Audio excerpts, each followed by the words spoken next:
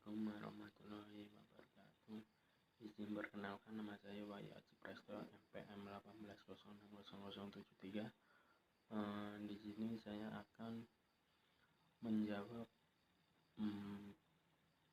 pertanyaan dari kelompok 9. Untuk pertanyaan ini dari saudari Devi Lestari. Di dalam karakteristik langkah-langkah pembelajaran terpadu tersebut adalah kegiatan yang dipilih bertolakkan dari minat dan kebutuhan siswa. Yang saya tanyakan, apakah tujuan pembelajaran dapat tercapai secara maksimal apabila kegiatan yang dipilih bertolakkan dari minat dan kebutuhan siswa. Baik, di sini saya akan menjawab pertanyaan dari saudara Devi. Pembelajaran terpadu adalah sebuah pendekatan pembelajaran pengajaran yang mengandung berbagai konsep mata pembelajaran dalam satu paket pembelajaran yang saling terikat, antara membuat pengertian konsep materi berdasarkan pengalamannya, dan guru bersifat sebagai moderator dan fasilitator dalam kegiatan pembelajaran. Baik, selanjutnya untuk kelompok 10, di sini pertanyaan dari saudari Siti Zubaida, MPM 18060067. Di dalam makalah terdapat 6 ciri penilaian autik. Tolong jelaskan masing-masing poin. Untuk pertanyaan saudara, baik, di sini saya akan menjawab pertanyaan dari saudara Zubaida. Ada ciri-ciri penilaian autik. 1. Harus mengukur semua aspek pembelajaran, yaitu kinerja dan hasil atau produk. Artinya dalam melakukan penilaian ini terdapat peserta didik harus mengukur aspek kinerja dalam produk atau hasil yang dikerjakan peserta didik. Yang kedua, dilaksanakan selama dan sesudah proses pembelajaran berlangsung. Artinya dalam melakukan penilaian terdapat peserta didik, guru dituntut untuk melakukan penilaian terhadap kemampuan atau kompetensi proses kemampuan peserta didik dalam kegiatan pembelajaran dan kemampuan atau kompetensi didik setelah melakukan pembelajaran. Yang ketiga, menggunakan berbagai cara sumber. Artinya dalam melakukan penilaian terdapat peserta didik harus menggunakan berbagai teknik penilaian disesuaikan dengan tuntutan kompetensi dan menggunakan berbagai sumber atau data yang bisa digunakan sebagai informasi yang menggambarkan penguasaan kompetensi peserta didik. Yang keempat, teks hanya salah satu alat pengukur data penilai. Artinya dalam melakukan penilaian peserta didik terdapat pencapaian kompetensi tertentu harus secara komposisi dan tidak hanya mengandalkan hasil tes semata. Informasi lainnya mendukung pencapaian kompetensi peserta didik dalam dijadikan bahan dalam melakukan penilaian. Yang kelima, tugas-tugas yang diberikan kepada peserta didik harus mencerminkan berbagai kehidupan peserta didik yang menyata setiap hari. Mereka harus dapat menceritakan pengalaman atau kegiatan yang mereka lakukan setiap hari. Yang keenam, penilaian harus menekankan ke dalam pengetahuan dan keahlian peserta didik, bukannya keluasan kuantitas. Artinya dalam melakukan penilaian ini peserta didik terdapat pencapaian kompetensi harus mengukur ke dalamnya terhadap penguasa kompetensi tersebut secara objektif. Baik, selanjutnya pertanyaan kelompok dari 10. Yang di sini pertanyaan dari saudari Sabila, MPM 1806000110. Izin bertanya, apakah yang menjadi kendala pada penilaian autik dan bagaimana cara mengatasi kendala tersebut? Baik, di sini saya akan menjawab pertanyaan dari saudara Sasabila. Kendala dalam penerapan penilaian autik. Ini yang pertama, pendidikan kurang paham dengan kurikulum 13, terutama pada aspek penilaian. Yang kedua itu pendidikan belum mengikuti pelatihan penilaian khususnya 2013. Yang ketiga itu aspek penilaian yang dituntutkan kurikulum 13 yang sangat rendah. Yang keempat, sarana dan prasarana sekolah yang kurang memadai. Baik, selanjutnya dari kelompok 11 yang bertanya untuk saudara yang sini saya akan menjawab pertanyaan dari saudari Endang Andriani MPM 1806000105. Bagaimana penerapan modelan eksplorasi dan elaborasi pada pembelajaran tematik terpadu versi 13 kurikulum 13. Baik, di sini saya akan menjawab pertanyaan dari saudari Endang. Di sini penerapan kurikulum 13 itu melalui metode pembelajaran, tematik, angket, dan wawancara.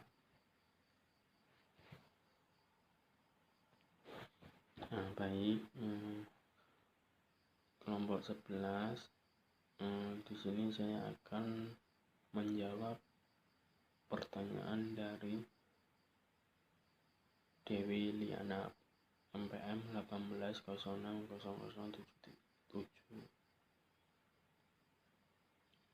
18060017. Pertanyaannya, pemerintah memandang perlunya untuk mengembangkan kurikulum yang akomodatif terhadap kondisi pendidik ideal untuk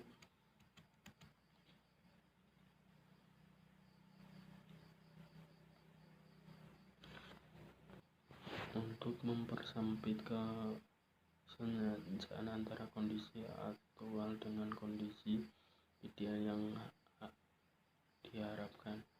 Yang saya tanyakan, ada maksud dari kesengajaan antara kondisi aktual dengan kondisi ideal yang diharapkan adalah. Di sini saya akan menjawab pertanyaan dari saudari Dewi Liana.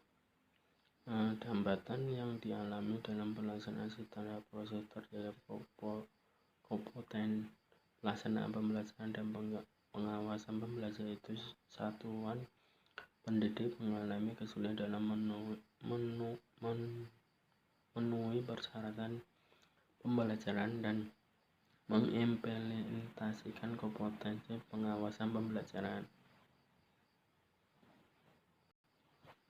Selanjutnya pertanyaan dari saudari Atma Rida MPM 1800001224.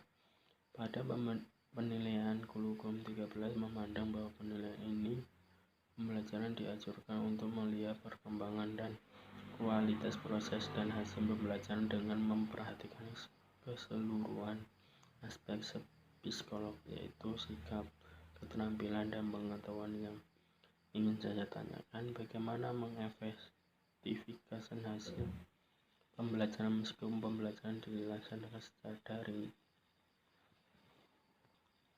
Baik, di sini saya akan menjawab pertanyaan dari saudari Atma. Yang pertama itu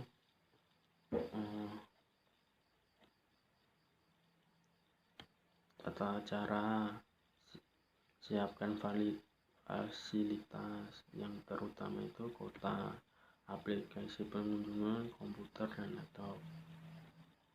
Yang keduanya itu jadwal harus disesuaikan, pemahaman rencana pembelajaran, cari tempat yang nyaman dan tetap dan mandi, perhatikan diadili dalam pengumpulan data ya, tugas-tugas dari pembelian guru. Nah, selanjutnya untuk kelompok 12, pertanyaan dari saudara Septia MPM 128.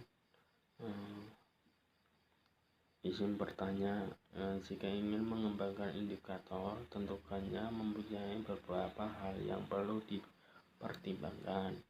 Sebutkan hal apa saja yang perlu dipertimbangkan dalam pengembangan indikator tersebut. Baik, di sini saya akan menjawab pertanyaan dari Septia. Nah, jawabannya yang pertama itu, setiap KD dikembangkan menjadi beberapa indikator lebih dari dua. Yang kedua itu, indikator menggunakan kata kerja operasional yang dapat diukur dan atau dioperasi. Yang ketiga itu, tingkat kata kerja dalam indikator lebih rendah atau setara dengan kata kerja dalam KD mampu SK.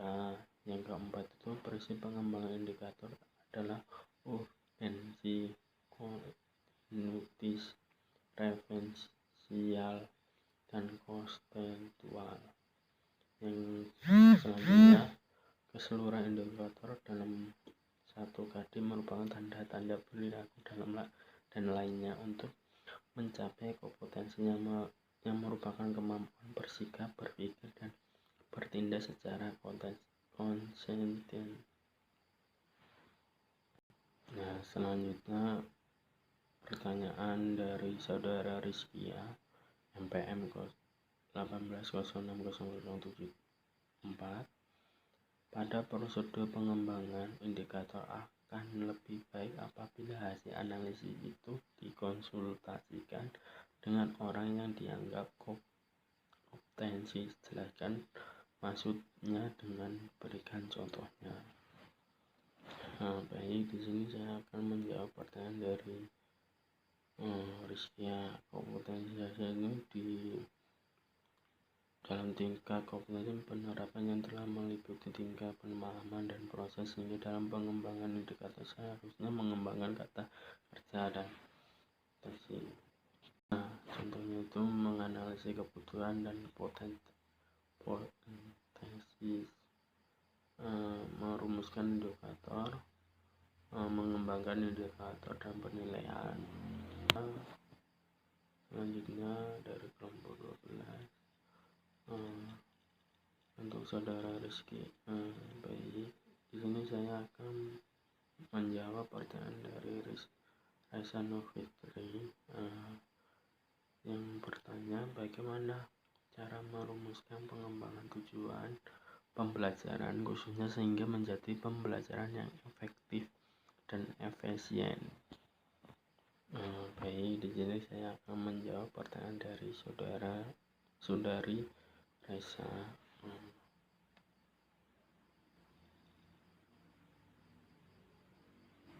Pembelajaran merupakan tahap penting dalam rangkaian pengembangan desain pembelajaran. Dari tahap ini ditentukan apakah bagaimana harus dalam tujuan pembelajaran menjadi acuan untuk menentukan jenis materi serta metode dan media yang akan digunakan dalam proses pembelajaran. Itu yang saya sampaikan.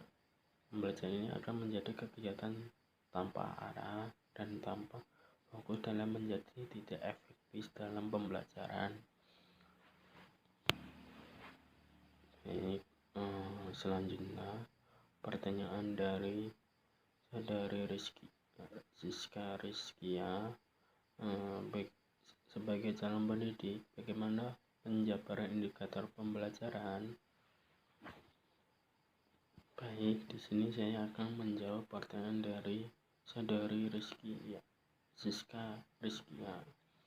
Guru harus memahami kurikulum, guru harus paham terhadap kurikulum yang berlaku. Banyak guru belum memahami dengan baik tentang kurikulum, terutama dalam memahami makna kompetensi dasar KD. Pada setiap mata pembelajaran yang akan dilaksanakan, ketidakmampuan guru dalam memahami KD tertentu saja berdampak pada kemampuan guru dalam membuat rencana pembelajaran. Pada akhirnya juga akan berdampak pada kegiatan guru dalam melaksanakan kegiatan pembelajaran yang tidak sesuai dengan tujuan KD. Yang kedua itu kemampuan guru dalam memilih model pembelajaran. Kemampuan guru yang baik dalam memahami KD akan sangat menentukan bagaimana guru tersebut memiliki model pembelajaran yang tepat. Sebagai contohnya, jika di dalam KD tersebut menentukan kompetensi peserta didik untuk mampu menganalisis atau mengevaluasi atau bahkan menciptakan, tentu saja KD itu menentukan pembelajaran hot. Dengan demikian, dalam kegiatan pembelajaran guru harus memiliki model pembelajaran yang mencerminkan suasana. Baik, selanjutnya kelompok 13. Di sini pertanyaan dari saudari Dewi Liana Putri. Di situ terdapat manfaat pembelajaran microting. Yang salah satunya ada mencapai kompetensi guru tertentu. Yang saya tanyakan, bagaimana cara guru agar dapat mencapai kompetensi tersebut, dan sebutkan apa saja kompetensi guru. Yang pertama itu kompetensi pedagogi. Yang kedua itu kompetensi pribadi, kompetensi profesional. Yang keempat, kompetensi sosial. Selanjutnya pertanyaan dari saudari Dea Ayu Sekartaji. Pada manfaat pembelajaran microteaching disebutkan mempraktekkan teknik secara strategis baru dalam lingkungan yang mendukung. Lingkungan yang mendukung dalam mempraktekkan itu hal tersebut itu lingkungan yang bagaimana? Di sini saya akan menjawab pertanyaan dari saudari Dea. Ya, mungkin yang pertama itu fasilitator pembelajaran, yaitu guru memiliki wajah profesional mengelola pembelajaran sehingga dapat membantu memudahkan siswa dalam pembelajaran. Yang kedua itu motivator pembelajaran, itu setiap guru ditentukan memiliki kemampuan dan keterampilan cara membangkitkan dan melihara motivasi belajar siswa. Yang ketiga itu pacuan pembelajaran, sangat terkait dengan fungsi motivator bahwa setiap guru harus mampu berperan sebagai pacuan pembangkit semangat belajar siswa. Yang keempat itu pemberian inspirasi belajar. Siswa adalah sebagai pembelajar yang aktif. Siswa bukan tabung kosong yang hanya siap untuk menerima. Menurut filsafat positivisme, siswa adalah pembangunan pengetahuan. Ketika siswa masuk dalam kelas, mereka sudah membawa sejumlah pengalaman yang siap untuk dikembangkan.